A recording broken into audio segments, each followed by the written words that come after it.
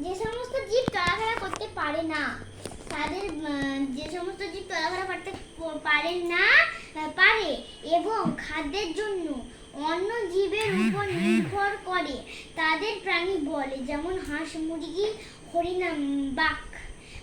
মানে হচ্ছে যে সমস্ত প্রাণী যে চলাফেরা করতে পারে এবং খাদ্য গ্রহণ করতে পারে এবং যাদের প্রাণও আছে এবং উত্তেজনা ছাড়াবে তাকে বলে প্রাণী। তোমাকে এরকম করলে তুমি বুঝতে পারছো এবং আমি যদি তুমি এরকম করে তুমি আমাকে বলবে যে কি হয়েছে, তুমি উত্তেজনা ছাড়া দিচ্ছ, ছাড়া দেয়, তাকে বলে প্রাণী।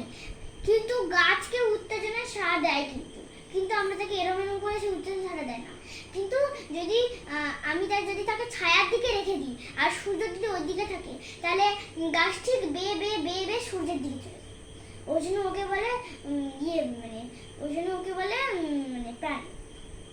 এবং তাদের প্রাণও আছে, তারা বেড়েও ওঠে, ওটাকে বলা হচ্ছে।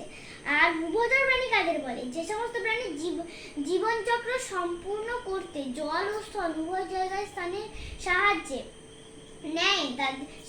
নেয় তাদের বলে। ওটা না বলে আমরা তো এটাও বলতে পারি, এটা সব থেকে সোজা ভালো ভাষা, যে সমস্ত প্রাণী হচ্ছে যে সমস্ত প্রাণী জলে ও স্থলে উভয় জায়গাতেই বাস করে তাকে বলে হচ্ছে উভচর প্রাণী।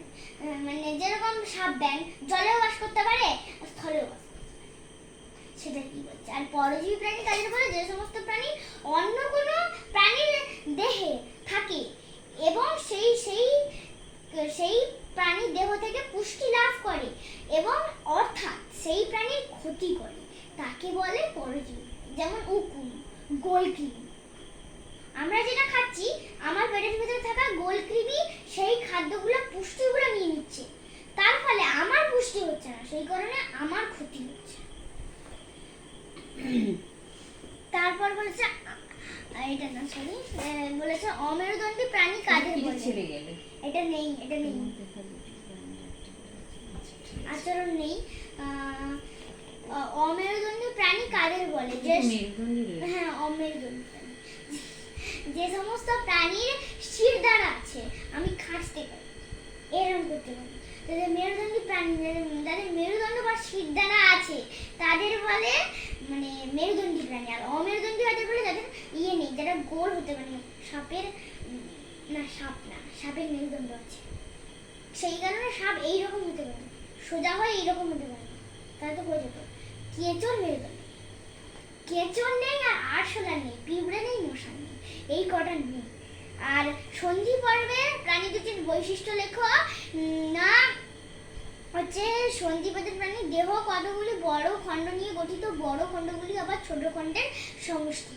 মানে বড় খণ্ডগুলি যেমন ধরো হচ্ছে চিংড়ি, চিংড়ি অনেকগুলো খণ্ড জুড়ে তার শরীরটা হয়েছে, এইরকম হয়েছে, তাহলে সেইগুলো বড় বড় খণ্ডগুলো সেগুলো আবার ভাগ করা যায়। ওই জন্য বলেছে বড় খণ্ডগুলি আবার ছোট খণ্ডের সমষ্টি, মানে বড় খণ্ডগুলি আবার ছোটও করা যায়। ওর গায়ে দাগ আছে আর কি, সেটা দেখে বোঝা যাচ্ছে, তাকে বলে। আর ডিম ফুটে লার্ভা বের হওয়ার পর সেই লার্ভার রূপ বদলে প্রাণীতে পরিণত হয়। যেমন রূপ বদলে প্রাণীতে পরিণত, যেমন প্রজাপতি ডিম পারলে সেই ডিম থেকে শুঁয়োপোকা বের হলে সে আবার গুটি বাঁধে, তার আবার প্রজাপতি হয়। তাই দেখো ছোট থেকে সে বড় হলো কিন্তু একটা। এই দেখো ওইখানে বলেছে প্রজাপতি শুঁয়োপোকা থেকে রূপান্তরিত হয়, বলে দিলাম তোমাকে। কেঁচোকে কি সত্যি বন্ধু বলা হয় কেন? কেঁচো মাটিতে গর্ত করে বাসা